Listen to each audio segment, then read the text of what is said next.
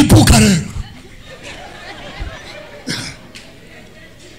Maana wewe unahisi kuachwa na wanaume ndio over, ndio mwisho. Sisi wa Mungu tunaweza achwa na ukoo. Sisi wa Jehova tunaweza achwa na ukoo. Yaani ukoo wote ukakutupa. Nenda ase. Lakini baada ya muda ni kama mtururira. Barenga bagamenya matururira. Itururira linaweza likaonekana halipo kabisa shambani, lakini kinyesha mvua, itururira unakuta linaanza kunyanyuka, linaanza kuinuka.